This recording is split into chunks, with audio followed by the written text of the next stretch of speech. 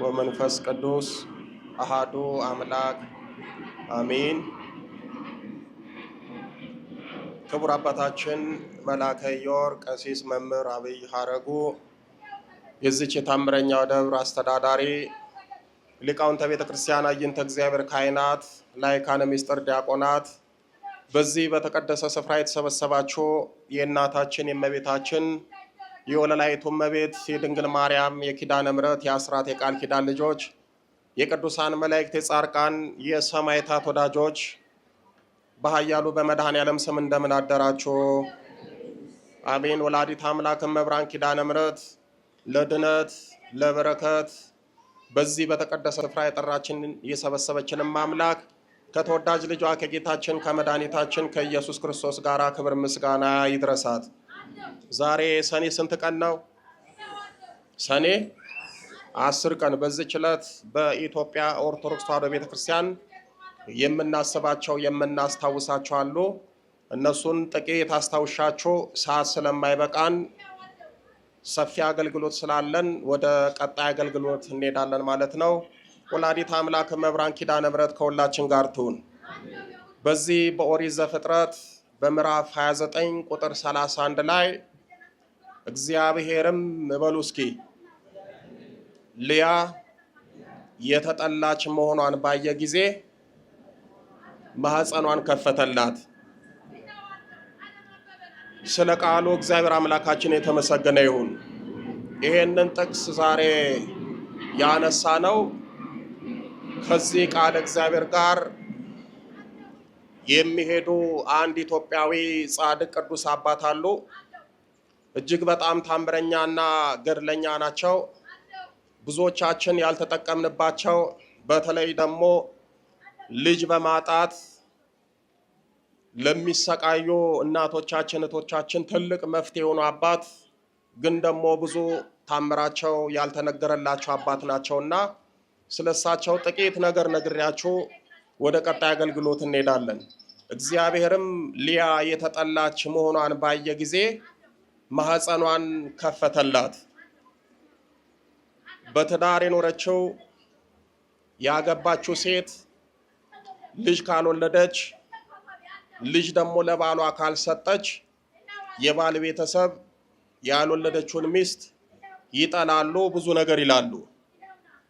እግዚአብሔር ግን ታምረኛ ነውና ልጅ ላጡት ልጅ ይሰጣል። ነገር ግን ከቃሉ እንደምትረዱት እግዚአብሔር ልያ የተጠላች መሆኗን ባየ ጊዜ ማህፀኗን ከፈተላት ይላል። ማህፀኗን ከፈተላት የሚለው ቃል በተቃራኒ ስንመለከተው ማህፀን ይዘጋል ማለት ነው። ማህፀን ስለሚዘጋ እግዚአብሔር አምላክ ማህፀንን ይከፍታል። ማህፀን አንደኛ ከእግዚአብሔር ዘንድ ይዘጋል። እግዚአብሔር አምላክ እሱ የተባረከ የተቀደሰ ልጅ ለመስጠት ብሎ ለጊዜው ማህፀንን ሊዘጋ ወይም ደግሞ ልጅ የሚወልዱበትን ጊዜ ሊያዘገይ ይችላል። ሁለተኛ ደግሞ ከተፈጥሮ ከስጋ ጠባይ ከህመምና በተለያየ ምክንያት ማህፀን ሊዘጋ ልጅ ላይወልድ ይችላል። ሶስተኛ ደግሞ ከክፉ መናፍስት አንጻር ደግሞ የሴት ልጅ ማህፀን ይዘጋል። ይህንን ያነሳውላችሁ በዛሬው ዕለት የምናስባቸው የምናስታውሳቸው ኢትዮጵያዊ ጻድቅ አሉ። እኚህ ጻድቅ ወር በገባ በ10 ይታሰባሉ። አቡነ ተከስተ ብርሃን ይባላሉ። እኚህ ታላቁ ጻድቅ አባታችን አቡነ ተከስተ ብርሃን የሚባሉት የቀድሞ ስማቸው ቦኪመስ ነው እና እኚህ ታላቁ ጻድቅ አባታችን አቡነ ተከስተ ብርሃን በጎጃም ሀገር ዲማ ጊዮርጊስ የሚባለውን ገዳም ከመሰረቱት ካቀኑት፣ በዛ ገዳም ለረጅም ዓመት ከተጋደሉት ቅዱሳን አባቶቻችን አንዱ ግንባር ቀደም አባት እኚህ ናቸው። ነገር ግን በጎጃም ሀገር እኚህ ታላቁ ጻድቅ በሚኖሩበት ሰዓት ሙላድ የተባለች ሴት አጋንንት ነበረች። ምን አልኳችሁ? ሙላድ የተባለች ሴት አጋንንት ነበረች። እቺ ሙላድ የምትባለው ሴት አጋንንት ስራዋ ምንድነው? ሴቶች በማህፀናቸው ልጅ እንዳይወልዱ ማህፀንን ትዘጋለች። ሁለተኛ ደግሞ እንደምንም ብለው ደግሞ በማህፀናቸው ውስጥ ጽንስ ከቋጠሩ ጽንስን ታጨናግፋለች። በዚህ ምክንያት የተነሳ በጎጃም የሚኖሩት እናቶቻችን ሙላድ በተባለችው ክፉ ሴት አጋንንት ማህፀናቸው ተዘግቶ እጅጉን ይሰቃዩ ነበር።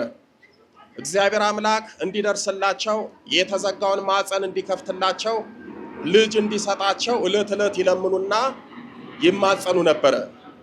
ነገር ግን አብዛኛው ሴቶች እናቶቻችን ማህፀናቸው የተዘጋው በተፈጥሮ ምክንያት ይመስላቸዋል እንጂ እቺ ሙላድ የተባለችው ሴት አጋንንት ማህፀንን እንደምትዘጋ አላወቁም ነበር።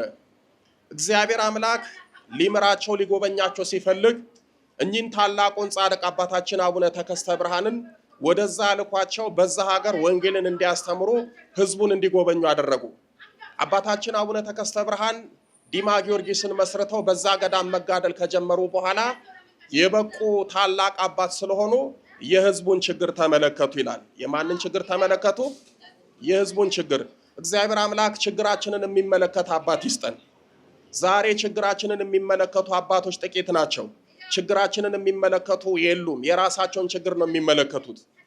ህዝቡ በምን እንደተጎዳ፣ ምን እንደደረሰበት፣ ምን ጥቃት እንዳለበት፣ በክፉ መናፍስት መታሰሩን መተብተቡን የማያውቁ በጣም እልፍ አባቶች አሉ። አባታችን አባ ተከስተ ብርሃን ቅዱስ ናቸው፣ ገድለኛ ናቸው። የክፉ መናፍስትን ውጊያና ሴራ ጠንቅቀው ያውቁ ነበረ። ስለሚያውቁም በጎጃም የሚሰቃዩትን እናቶቻችንን ማህፀን የምትዘጋ ልጅ የምታጨናግፍ እንዳይወልዱ የምታደርገው ሙላድ የተባለች ሴት አጋንንት ስለሆነች አባታችን ከብቃታቸው የተነሳ እግዚአብሔር ገለጠላቸውና በዛ ያሉትን የእናቶቻችንን ችግር ተመለከቱ። ከዛ በኋላ እቺ ሙላድ የምትባለውን ሴት ክፉ አጋንንት አባታችን አቡነ ተከስተ ብርሃን ከነዛ ከእናቶቻችን ክፉ ሴቷን አጋንንት እያሳደዱ በበትረ መስቀላቸው እየቀጠቀጡ አስወጥተው አራቁላቸው። ሙላድ የተባለችው ሴት አጋንንት ከእናቶቻችን ከእህቶቻችን ከራቀች በኋላ አቡነ ተከስተ ብርሃን እችን ክፉ አጋንንት ካሳደዱ በኋላ በዛ አካባቢ ያሉት እናቶቻችን ማህፀናቸው ተከፈተና መውለድ ጀመሩ። አብዛኞቹ መውለድ ሲያቅታቸው የተጠሉ ሆኑ። ባሎቻቸው ይጠሏቸዋል፣ ዘመዶቻቸው ይጠሏቸዋል፣ እማትወልዱ እያሉ ይዘባበቱባቸዋል። እግዚአብሔር አምላክ ግን ማህፀናቸውን የዘጋው ማን እንደሆነ ስላወቀ እኚህን ታላቅ አባት ላከላቸውና ማህፀናቸው እንዲከፈት አደረገ። አሁን ብዙ ሴቶች ብዙ ባለትዳሮች ልጅ ባለመውለድ ይሰቃያሉ፣ ልጅ ያጣሉ። ነገር ግን ብዙዎቹ እግዚአብሔር ልጅ የነሳቸው ማህፀናቸውን የዘጋባቸው የሚመስላቸው በጣም ጥቂት አይደሉ። በትዳር ውስጥ ሲኖሩ ልጅ ሲያጡ እግዚአብሔር ልጅ ነሳኝ፣ እግዚአብሔር ልጅ ከለከለኝ እንጂ ክፉ መንፈስ እንዳልወልድ አደረገኝ ብሎ የሚያስብ በጣም ጥቂት ሰው ነው። እንደውም ሙሉ ለሙሉ በሚባል ደረጃ የሚያስብም የለም። አቅም ያለው በሕክምናው ማህፀኑን ለማስከፈት የሆርሞን ችግር ነው ይባላል። ለመውለድ ብዙ መድኃኒት ይወስዳል። ከፍ ያለ ደግሞ አቅም ያለው ደግሞ እስከ ውጭ ሀገር ሄዶ ደግሞ ሕክምናውን ይሞክራል። ሻል ያለ ደግሞ ገንዘብ ያለው ባለጠጋ ደግሞ የሆነ ሰው አይቪኤፍ የሚባለውን ደግሞ አዲስ የመጣውን ቴክኖሎጂ ከማህፀኑ እጅ ዘር አንድ ላይ ይቆራኛል፣ ወደ ማህፀን ይመለሳል፣ ወይም ደግሞ በሌላ ቴክኖሎጂ ደግሞ እንዲወለድ ይደረጋል። ነገር ግን ሙላድ የተባለችው ክፉ ሴት አጋንንት በሴቶች ላይ ስታድር የመጀመሪያ የምታደርገው ምንድነው? ማህፀናቸውን ትዘጋለች፣ እንዳይወልዱ ታደርጋለች። በዚህ ምክንያት ልጅ አልባ ታደርጋለች። ልክ እንደ አይነ ጥላው ማለት ነው። አይነ ጥላም ያለበት ሰው ወንዱ ዘሩ ይደነብሻል፣ ሴቷ ደግሞ ማህፀኗ ይዘጋል። በዚህ ምክንያት ልጅ ያጣሉ። እንደ አቡነ ተከስተ ብርሃን አይነት አባት ግን ችግሩ ከምን እንደሆነ ከመሰረቱ ስለሚያውቁ እነዚህን ክፉ መናፍስት በጸሎታቸው በቃል ኪዳናቸው በእግዚአብሔር ቸርነት ያርቃሉ። ስለዚህ በዚህ በኦሪት ዘፍጥረት ላይ እንደነገርኳችሁ እግዚአብሔርም ሊያ የተጠላች መሆኗን ባየ ጊዜ ማህፀኗን ከፈተላት እንዳለ በዛም አካባቢ ያሉ እናት አባቶቻችን እህቶቻችን ልጅ በማጣታቸው ማህፀናቸው በመዘጋቱ ምክንያት የተጠሉ ሲሆኑ እግዚአብሔር አምላክ አቡነ ተከስተ ብርሃንን ላከላቸውና እቺን ክፉ ጋኔን አባረው በዛ አካባቢ ያሉት ሁሉ እንዲወልዱ አደረጉና ይህንን ታምራት ሰሩ ማለት ነው። እግዚአብሔር አምላክ በእውነት የአቡነ ተከስተ ብርሃንን ጸጋ በረከት ያሳድርብን። ሌላው ከዚህ ጋር አደራ እምላችሁ ልጅ መውለድ ያቃታችሁ፣ ልጅ የሚጨናገፍባችሁ፣ ልጅ በማጣት የምትሰቃዩ ሰዎች ካላችሁ አቡነ ተከስተ ብርሃንን ለምኑ፣ ተማጸኑ። ቃል ኪዳናቸው አንዱ የተዘጋን ማህፀን መክፈትና ማስከፈት ልጅ ማሰጠት ስለሆኑ በዚህ የምትሰቃዩ ከሆነ ወር በገባ በአስረኝን ታላቁን ጻድቅ ለምኗቸው፣ ተማጸኗቸው። እግዚአብሔር አምላክ የጻድቁን በረከት ያሳድርብን። ሌላው ቅድም በታምረ ማርያም ላይ እንደነገርኳችሁ ወር በገባ በ10 ከ33ቱ ከመቤታችን በዓላቶች ውስጥ አንድ የሆነው ጸደንያ ማርያም ተብላ ትጠራለች። መቼም ጸደንያ ሲባል ብዙ ሰው የሰው ስም ይመስላል። በእርግጥ አሁን የሰው ስም ሆናል። ጸደንያ የሚባለው ሀገር ነው። በዛ ሀገር ላይ ማርታ የምትባል አንዲት ደገኛ ሴት የድንግል ማርያም ወዳጅ ነበረች። እመቤታችንን ከመውደዷ የተነሳ ከኢየሩሳሌም ሐዋርያው ቅዱስ ሉቃስ የሳላትን ስዕል ወደ ሀገሯ አስመጥታ ብዙ ታምር እንደተደረገባት ቅድም በታምረ ማርያሙ ላይ ሰምታችኋል። መድገም ስለማያስፈልግ ነውና እንግዲህ ጸደንያ ማርያም የሚባለው በቤተ ክርስቲያናችን የስዕል በዓል ነው። የምን በዓል ነው አልኳችሁ? የስዕል በዓል ነው። የእመቤታችን ስዕል የከበረበት ታምር ያደረገችበት ነው። ስለዚህ እናታችን ቅድስት ማርታ የእመቤታችን ስዕል በቤቷ በክብር አስቀምጣ ሻማ እያበራች ዕለት ዕለት እየጸለየች ስትማጸናት እመቤታችን ትነጋገራትና ችግሯን ትፈታላት ነበረ። ሰማይ ምስጢር ትገልጽላት ነበረ። ይሄ ምንድነው የሚያስተምረን? እኛ ኦርቶዶክሳውያን የድንግል ማርያምን ስዕል በጸሎት ቦታችን የጸሎት ቤት ደግሞ ከሌለን በስተምስራቅ ጠርዙ ላይ ሰቅለን በመጋረጃ ከልለን ሻማ እያበራን እያጠንን እመቤታችንን ብንማጸናት በስዕሉ ላይ አድራ ትሰማናለች፣ ታምር ታደርግልናለች። የእመቤታችንን ስዕል የሚያከብር ሰው ድንግል ማርያምን የሚያከብር ነው።